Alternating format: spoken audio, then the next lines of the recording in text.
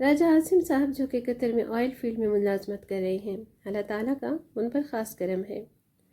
وہ اچھا خاصا کما رہے ہیں، بلکہ اب انہوں نے اپنا اچھا خاصا کاروبار شروع کر رکھا ہے، جس سے اللہ تعالیٰ نے ان کو بہت نواز رکھا ہے۔ وہ اپنی آپ بیتی بتاتے ہوئے کہتے ہیں کہ میں نے اپنے بچپن میں انتہائی غربت دیکھی ہے۔ میں نے وہ وقت بھی دیکھا ہے جب ہمارے گھر میں آٹا تو ہوتا تھا، لیکن آگ جلانے کے لیے لکڑیاں نہیں ہوتی تھیں۔ کبھی کبھار ہم سارے بہن بھائی گھر سے نکلتے تھے اور گنے کے چھلکے جمع کر کے لے آتے تھے، اور ان کو جلا کر میری والدہ ہم کو روٹی بنا دیا کرتی تھی۔ اور کبھی کبھار تو ہمارے گھر میں لکڑیاں تو ہوتی تھیں مگر آٹا نہیں ہوتا تھا اور روٹی نہیں بنایا کرتی تھی۔ اور کئی بار ایسا ہوا ہے کہ کسی نہ کسی وجہ سے روٹی نہیں بنی تو میری والدہ نے مجھے اور میرے بہن بھائیوں کو خشک آٹے میں شکر ڈال کر ہمیں وہ آٹا ہی کھلا دیا، اور میں وہ آٹا کھا کر شکر الحمدللہ کرتے ہوئے پڑھنے چلا جایا کرتا تھا۔ میں نے یا میری والدہ نے آج تک اللہ تعالیٰ کے سامنے کبھی کوئی شکوہ یا شکایت نہیں کی، بلکہ ہر حال میں میری والدہ نے مجھے اور میرے بہن بھائیوں کو اللہ تعالیٰ کا شکر ادا کرنا سکھایا ہے، اور آج بھی ہماری یہی معمول ہے۔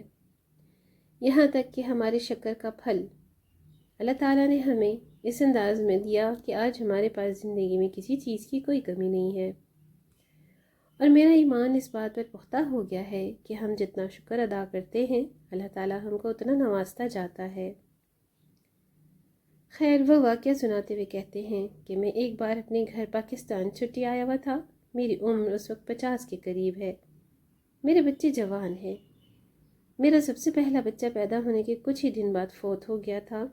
اس کی موت کی کوئی وجہ سمجھ نہیں آ سکی تھی، لیکن اس کو بھی ہم نے اللہ تعالیٰ کی رضا سمجھ کر قبول کر لیا تھا۔ اب کی بار جب میں چھٹی آیا تو میری بیگم نے گھر میں کچھ مرغیاں پال رکھی تھیں، گو کہ اس وقت ہمیں مرغیاں پالنے کی کوئی ضرورت نہیں تھی، لیکن میری بیگم کہتی ہے کہ مجھے مصروف رہنا اچھا لگتا ہے۔ میں اب ان کے خیال میں لگی رہتی ہوں۔ ایک دن میں فجر کی نماز پڑھ کے آیا تو آ کر میں نے وہ مرغیوں کا پنجرا کھول دیا اور وہ باہر نکل گئی۔ ان میں ایک مرغی ایسی تھی جس کے ساتھ ایک چوزا تھا، یعنی اس کا ایک ہی بچہ تھا۔ وہ مرغی باہر نکلی، باہر نکلتے ہی کہیں کوئی بلی اس کی طاق میں بیٹھی ہوئی تھی۔ بلی جھپٹی اور اس کا بچہ اٹھا کر بھاگ گئی۔ اب میرے لیے تو یہ ایک معمولی بات تھی، میں نے یہ بات آئی گئی کر دی اور اپنی ورزش کرنے لگا۔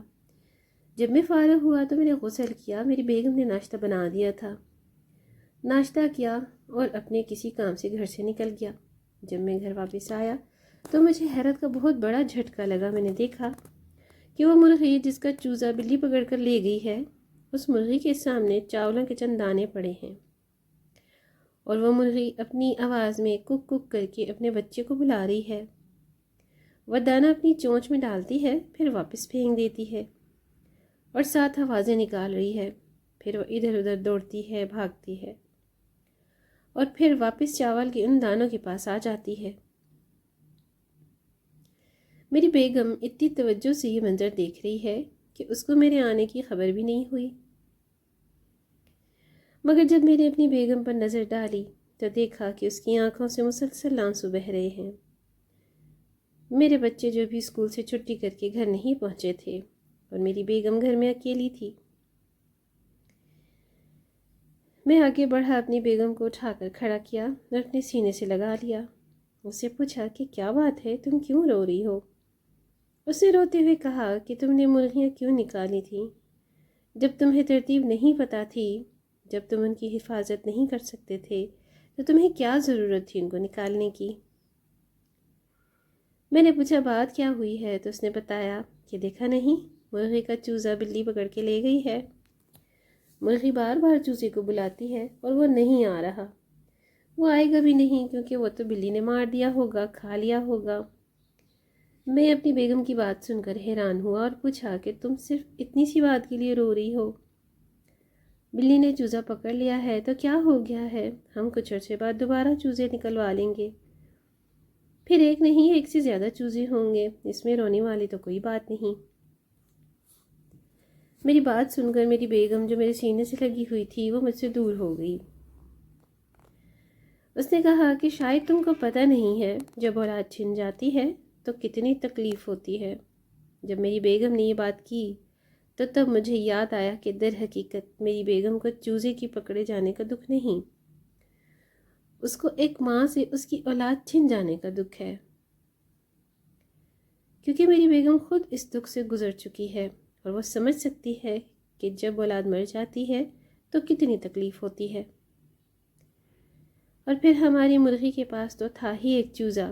میں نے ایک بار پھر اپنی بیگم سے معذرت کی، اپنی غلطی تسلیم کی، مگر میری تسلیوں کے باوجود بھی میری بیگم کے آنسو نہ رکے۔ البتہ جب بچے گھر میں داخل ہوئے تو میری بیگم نے خود کو سنبھال لیا اور اپنے بچوں کے ساتھ مصروف ہو گئی، لیکن میں محسوس کرتا رہا کہ بچوں کے ساتھ بات کرتے ہوئے، ہنستے کھیلتے ہوئے بار بار وہ اپنے خیالوں میں کھو جاتی تھی۔